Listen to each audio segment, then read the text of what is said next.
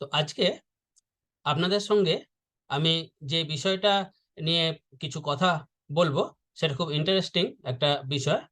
সেটা হচ্ছে কমিউনিকেশন আর রিলেশনশিপ। তো এই দুটো বলতে গিয়ে প্রথমে আসতে হয় রিলেশনশিপের কাছে। কেননা এই রিলেশনশিপটা আমাদের জীবন, আমাদের পরিবার, বন্ধুত্ব, আমাদের কর্মক্ষেত্র, ব্যবসা বাণিজ্য, এই সমস্ত কিছুকে কিন্তু ধরে রাখে, বেঁধে রাখে। ঠিক আঠার মতো এটা আমাদের এই সমস্ত কিছুকে একসঙ্গে বেঁধে রাখে। এই রিলেশনশিপটা যদি ঠিক থাকে তাহলে আপনি হবেন সব থেকে সুখী।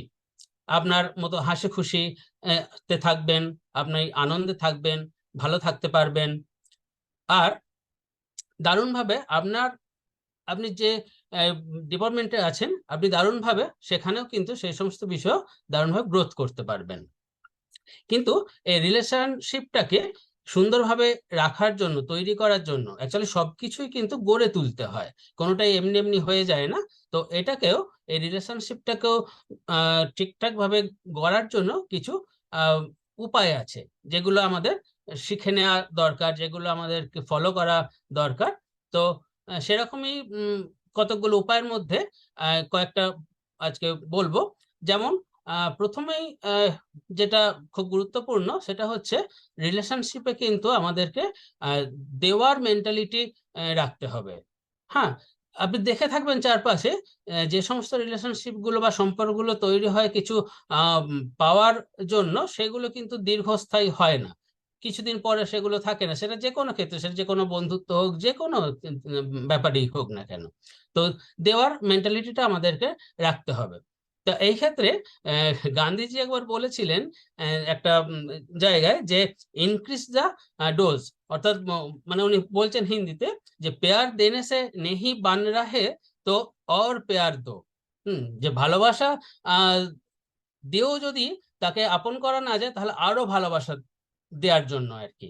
তো দারুণ একটা কথা। তো এরকম কথাও আমরা শুনি, কিন্তু আমরা বাস্তব আমাদের জীবনেও সেগুলোকে ইমপ্লিমেন্ট করি। তা সেইগুলো কিন্তু আমাদেরকে ইমপ্লিমেন্ট করতে হবে, তাহলে দেখব আমাদের চারপাশের সম্পর্কগুলো খুব সুন্দর হয়ে উঠবে। তারপর আরো একটা পয়েন্ট খুব গুরুত্বপূর্ণ, যে স্টপ জাজিং অ্যান্ড স্টার্ট লাভিং। আমরা কেউ তো বিচারক নই, বিচার করতে আমরা পৃথিবীতে আসিনি। তো আমরা যদি মানুষকে, আমাদের চারপাশের মানুষকে, তার কোনটা দোষ কোনটা ভুল কি করেছে সেগুলো আমরা বিচার করতে যাই, তাহলে তাদেরকে আমরা কখন ভালোবাসবো? হ্যাঁ। তো সেই জন্য আমার তাদের ওই খারাপ দিকগুলো বা তাদেরকে ভুলগুলো না ধরে, বরং তাদের ভালো দিকগুলো খুঁজে নিয়ে তাদেরকে পছন্দ করা, তাদেরকে ভালোবাসার দিয়ে তাদেরকে আপন, উম, যে সে যে আমার আপন, সেটা তাদেরকে ফিল করাতে হবে। আর এর মধ্যে দুটো ম্যাজিক্যাল ওয়ার্ড আছে, একটা হচ্ছে এক্সপেকটেশন আর একটা হচ্ছে অ্যাপ্রিসিয়েশন। এক্সপেকটেশন মানে আমরা অধিকাংশ ক্ষেত্রে মানে এগুলো ভেবে থাকি চারপাশের লোকজনদের কাছে, যে আহ, ও এটা কেন এরকম ভাব করলো, আমার সাথে কেন এরকম বিহেভ করলো, আমি ওর থেকে মানে এটা পেলে ভালো হতো, ইত্যাদি ইত্যাদি। তো এই যে এক্সপেকটেশন, এটা তো শেষ হয় না। তাই আমাদেরকে এক্সপেকটেশনের জায়গায় না গিয়ে, বরং তাদের কে, তাদের ওই ছোট মানে যা কিছু ভালো কিছু আমি পাবো, সেগুলোকে অ্যাপ্রিসিয়েট করতে হবে। হ্যাঁ, অ্যাপ্রিসিয়েট করলেই তাহলেই কিন্তু সেই রিলেশনশিপ গুলো অনেক মজবুত হবে। আর তো সেই সমস্ত সমস্ত মানুষদেরকেই কিন্তু এইভাবে আহ, একটা সুন্দর রিলেশনশিপের মধ্যে বেঁধে রাখা যায়। তাই আজ থেকে অ্যাপ্রিসিয়েট করতে শুরু করতে হবে আমাদেরকে। তারপর আরো একটা প্রধান গুরুত্ব পয়েন্ট হচ্ছে ফোকাস অন রাইট থিংস। অর্থাৎ যে কোনো সম্পর্কের মধ্যেই যে সমস্ত পজিটিভ ভালো দিকগুলো আছে, ভালো বিষয়গুলো আছে, সেগুলোতে আমাদের কিন্তু ফোকাস করতে হবে। হ্যাঁ, অযথা অন্য নেগেটিভ বা কোনো কিছু বিষয়গুলো নিয়ে নিজেদের মধ্যে ঝগড়া অশান্তি, মনোমালিন্য, এইসবগুলো করে কোনো লাভই নেই। বরং ভালো দিকগুলোকে পরস্পরের মধ্যে তুলে নিয়ে এসে সেগুলোতে ফোকাস করে সেগুলো নিয়ে আলোচনা করাটাই অনেক বেটার, এবং তাতে করে একটা বেটার রিলেশনশিপ তৈরি হয়। আর আরেকটা মোস্ট ভাইটাল যেটা, সেটা হচ্ছে বি হ্যাপি। হ্যাঁ, অ্যান্ড লাভ ইয়োর সেলফ। তো নিজেকে কিন্তু আনন্দে থাকতে হবে, খুশিতে থাকতে হবে। আর নিজেকে ভালোবাসতে হবে। তবে কিন্তু আমার চারপাশের মানুষজনদেরকেও আমি ভালো রাখতে পারবো, আনন্দে রাখতে পারবো। আমাকে দেখে তারাও হয়তো কিছুটা হলেও জানতে পারবে যে নিজেকে ভালো রাখতে হয়, নিজেকে আনন্দে রাখতে হয়। হ্যাঁ, তো এইগুলো হচ্ছে রিলেশনশিপ একটা তৈরি করা, ভালো রিলেশনশিপ তৈরি করার একটা উপায়। এছাড়াও আছে যে কোনো রিলেশনশিপকে মধ্যেই নারিশমেন্ট দরকার, হ্যাঁ, যত্নশীলতা, হ্যাঁ, ইত্যাদি। এরকম আহ আরো ইনোসেন্সি দরকার, অর্থাৎ কোনো কথায় কথায় ইগো নিয়ে এলে হবে না। হ্যাঁ, তা হেল্পফুল হতে হবে, হ্যাঁ, যে কোনো ক্ষেত্রেই সেখানে বিশ্বাস থাকতে হবে, হ্যাঁ, এনার্জেটিক হতে হবে, হ্যাঁ, এবং রিলেশনশিপের মধ্যে রেসপন্সিবিলিটি, সেটা কিন্তু খুব গুরুত্বপূর্ণ। এইগুলো কিন্তু আমাদেরকে নিতে হবে। এই সবগুলোই কিন্তু আমাকে করতে হবে। তবে কিন্তু সেই রিলেশনশিপটার অপর প্রান্ত যে থাকছে সেও হয়তো সেটা করা শুরু করতে পারে, ভাবতে শুরু করতে পারে। তো রিলেশনশিপ গেল এই। এরপর আমি যে বিষয়টা আছে সেটা হচ্ছে কমিউনিকেশন। কেন কমিউনিকেশনটা পড়ে না, এই যা যা কিছু বললাম, আমাদের পরিবার, বন্ধুত্ব, কর্মক্ষেত্র, ব্যবসা, সমস্ত কিছু ক্ষেত্রকে রিলেশনশিপ বেঁধে রাখছে, কিন্তু এই রিলেশনশিপকে আরো মজবুত, আরো শক্ত করছে কে? কমিউনিকেশন। কারণ কমিউনিকেশনটা যদি না থাকে তাহলে কিন্তু কোনো রিলেশনশিপই টিকবে না। তো কমিউনিকেশনটা তাই আরো বেশি গুরুত্বপূর্ণ। এবার এই কমিউনিকেশন করতে গিয়েও সেখানে কিন্তু আহ কি বলবো, আমাদের আমাদের মানে ভাষার ক্লিয়ারিটি দরকার, এবং কনফিডেন্টলি কোনো কিছু সাবজেক্ট তাকে থ্রো করা দরকার। হ্যাঁ, তারপর তার মাইন্ড ফুলনেস, অর্থাৎ কেউ কোনো কথা বলছে সেক্ষেত্রে সেই কথায় মনোযোগ দেওয়া। হ্যাঁ, যে যে পশ্চার গুলো আছে, যে আমরা অন্যদিকে চেয়ে থেকে বা আমরা মোবাইল ঘাঁটতে ঘাঁটতে কারোর কথা শুনবো না, হ্যাঁ, এইরকম ব্যাপারগুলো খেয়াল রাখতে হবে।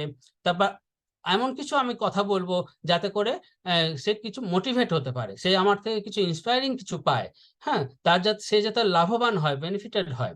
তারপর কোনো ভুল যদি আমি করে ফেলি বা আমার যদি কোনো ভুল থাকে, তাহলে যেন আমি সঙ্গে সঙ্গে অ্যাডমিট করি, হ্যাঁ, ক্ষমা প্রার্থনা করে নিই তাদের। আর ক্ষমা প্রার্থনা করলে কখনোই কেউ ছোট হয়ে যায় না। হ্যাঁ, বরং সে আরো বেশি সম্মানের হয়ে ওঠে, বড় মনের মানুষ হয়ে ওঠে। তাই এই সমস্ত দিকগুলো আমাদের কমিউনিকেশনের ক্ষেত্রে মনে রাখতে হবে। আর তারপরে আহ, থাকছে হ্যাঁ, এইগুলো তো আছে। এর সঙ্গে আরো যে বিষয়টা আছে, এবং বিশেষ করে আমাদের ব্যবসার ক্ষেত্রে বা যে কোনো ক্ষেত্রেই যেগুলো আমরা হয়তো মিস করে যাই, সেগুলো আমরা ঠিকঠাক ভাবে গুরুত্ব হয়তো দিয়ে উঠি না। সেটা হচ্ছে, সেগুলো কি না, আহ, যেমন আমরা যখন একটা টিম ওয়ার্কের মধ্যে আছি, টিম ওয়ার্ক করি, সেখানে কিছু বেসিক এথিক্স অ্যান্ড ভ্যালু, এগুলো মেনে চলা দরকার। সেগুলো কিরকম না, এই যে আমরা অ্যামওয়ে বিজনেসে আছি, এখানে অ্যামওয়ের যা কিছু ইনফরমেশন, সেগুলো হোয়াটসঅ্যাপ বা টেলিগ্রাম চ্যানেলের মাধ্যমে আসছে। সেখানে কোম্পানিরও যেমন আছে, আমাদের আপলাইনদেরও চ্যানেল আছে। তো সেগুলো ইনফরমেশনগুলো কিন্তু আমাদের দেখা, এবং সেগুলো ঠিকঠাকভাবে ফলো করা, এবং তার থেকে যেগুলো আমাদের প্রয়োজনীয় ইনফরমেশন আছে এই ব্যবসার জন্য, সেগুলো আমার দেখা, এবং আমার থেকে শুরু করে, আপনার থেকে শুরু করে যে টিম, তাদেরকে সেগুলো কমিউনিকেট করা, তাদেরকেও পাঠানো। হ্যাঁ, এটা একটা গুরুত্বপূর্ণ বিষয়, এগুলো আমাদের খেয়াল রাখতে হবে। তারপর আরেকটা যেটা খুব ভাইটাল, এগুলো আমরা অনেক সময় হয়তো করে উঠি না, কিন্তু করাটা খুবই উচিত, যে আপলাইনের থেকে বা আপনার টিম থেকেও কখনো কোনো যদি মেসেজ আসছে, কোনো ইনফরমেশন, যে কোনো কিছু হতে পারে, সেটা রিপ্লাই দেওয়া। এটা হয়তো সবসময় করি না, কিন্তু এটা করা খুব জরুরি। অন্তত একটা ওকে পড়ে সেটা থ্যাংক ইউ, এরকম কিছু একটা রিপ্লাই দেওয়া, যেটা যেমন প্রয়োজন। হ্যাঁ, আর এই রিপ্লাই না দেওয়ার হ্যাবিটটা কিন্তু, এটা একটা ব্যাড ম্যানার্স। হ্যাঁ, তো এই রিপ্লাই দেওয়াটা কিন্তু খুব জরুরি। কারণ অপর প্রান্ত যে আমাকে ইনফরমেশনটা পাঠাচ্ছে আমার ভালোর জন্য বা আমার কথা ভেবে, তার তো এটুকু ডিজার্ভ করেন তিনি, যে একটা রিপ্লাই সেখান থেকে আসবে। তাই এটা আমাদের একটু মাথায় রাখতে হবে, কমিউনিকেট করতে হবে, এবং সেটাও কিন্তু এই রিলেশনশিপটা ভালো করে রাখার জন্য। তারপরে ধরুন এই যে এখন বর্তমানে অধিকাংশ মিটিং, যা কিছু প্রোগ্রাম হচ্ছে ডিজিটাল, জুমের মাধ্যমে প্রোগ্রামগুলো হচ্ছে। এখানেও কিন্তু আমরা দেখি বা আহ, অনেক সময় কি হয় যে অ্যাকচুয়ালি প্রোগ্রাম তো আমাদের সবার। এমন তো নয় যে আপলাইন প্রোগ্রামটা অর্গানাইজ করছেন বলে এটা শুধু তার। আমরা পার্টিসিপেট করলাম বা দেখতে গেলাম, দর্শক শুধুমাত্র সেটা নয়। তাই এই প্রোগ্রামটা যখন আমাদের নিজের প্রোগ্রাম, যেমন আমরা যখন আমাদের গ্রুপ মিট যখন ফিজিক্যালি হতো, তখন আমরা দেখতাম যে আগে থেকে গিয়ে সকলে কিভাবে সবকিছু অ্যারেঞ্জ করতো। তো এখানে কিন্তু তেমনই। আমরা এটার মধ্যেই আছি এবং এটার মধ্যে আছি আমি বুঝবো কি করে বা সকলে বুঝবে কি করে? তার জন্য আমাদের ভিডিওটা অন রাখতে হবে। আমরা অনেক সময় কি করি, ভিডিও অফ রেখে দিয়ে আমি প্রোগ্রাম শুনছি। ওটার কোনো মানে হয় না।